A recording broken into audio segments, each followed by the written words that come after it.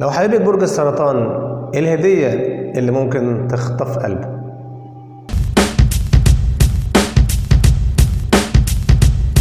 راجل السرطان تقليدي ومحب للجو الأسري، علشان كده أول حاجة ممكن تفكري فيها إنك تعزميه على أكل.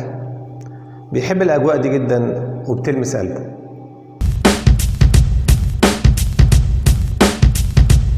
راجل السرطان محب للطبيعة وأي شيء بيعبر عن الطبيعة، يعني ممكن تفكري في حوض سمك، في بوكيه ورد، في عصافير.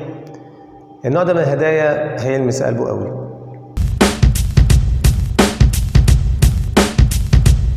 راجل برج السرطان متعلق بالماضي ومحب للتراث ويعشق كل ما هو قديم.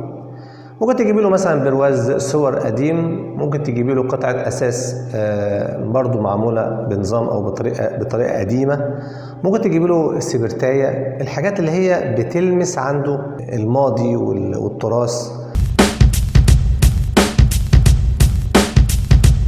لأنه بيحب التنقل علشان يتفرج أو يتابع أو يشوف ثقافات جديدة عليه ما شافهاش قبل كده. فممكن تذكرة سفر لمكان ما راحوش قبل كده، دي هدية كويسة جدا فكري فيها.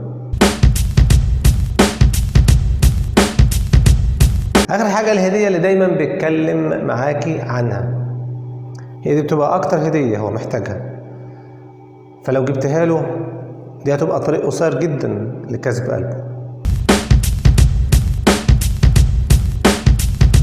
في نهاية الفيديو متنساش تعمل لايك وسبسكرايب وتفعل الجرس وتشير الفيديو لأكبر عدد من أصحابك علشان الناس تستفيد. والسلام عليكم ورحمة الله وبركاته.